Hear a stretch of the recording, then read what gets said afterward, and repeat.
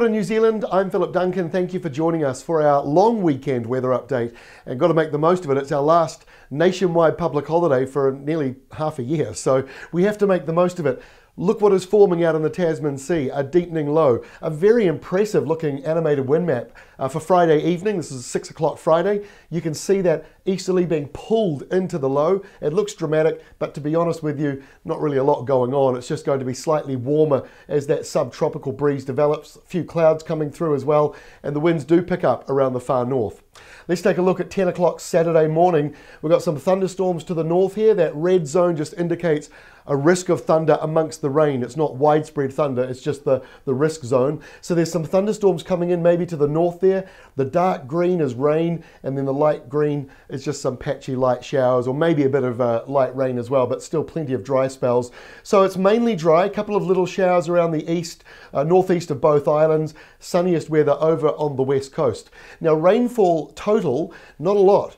This is the biggest area of rain. It's just in the north here. It might be up to around 50 millimetres, which is a fair bit, but further south it really drops away to nothing, 5 or 10 millimetres coming down towards Auckland, and then fairly dry or mostly dry everywhere else.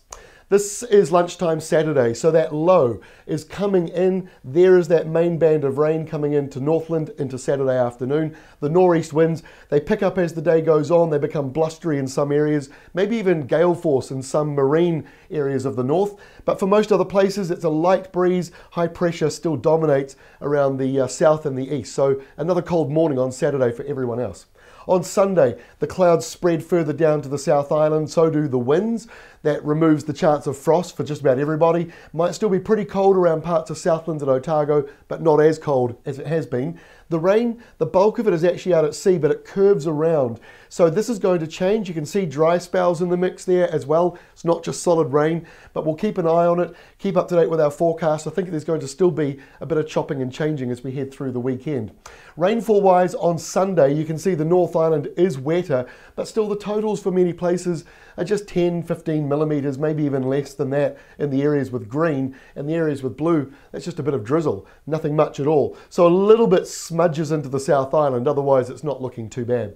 This is Queen's Birthday Monday. The low still deepening a little bit, 995 hectopascals, pushing into the North Island, rain and showers and dry spells. The rain moves down now towards Canterbury, and it might be a bit windier as well, but still mostly sunny on the west coast, mainly sunny around Otago and Southland, just a bit of high cloud sneaking through. Check out Tuesday when we go back to work and back to school. There's another southerly blast coming through, a big high over near Australia. It's not quite perfectly shaped north to south. It's got a bit of a northwest to southeast lean going on, but with that low and that high, perfect recipe for another big cold southerly. Starts on Tuesday, and it seems to peak on Wednesday with the cold blue line heading all the way back up to Auckland again, which means more snow on the mountains, strong winds, heavy rain down to sea level. So another cold snap next week, probably frosty again though towards the end of next week thanks to that high. So a lot going on over the next week. Thanks very much for joining us. And by the way, if you're watching us and you're a YouTuber, thanks very much for all your comments you've been sending through. YouTube is actually a new audience to us at Weather Watch. So if you've got any ideas, post a comment. Please let us know what you like, even what you don't like, and we'll really take a good close look at it. We really enjoy the feedback we're getting on YouTube. So that is it from me.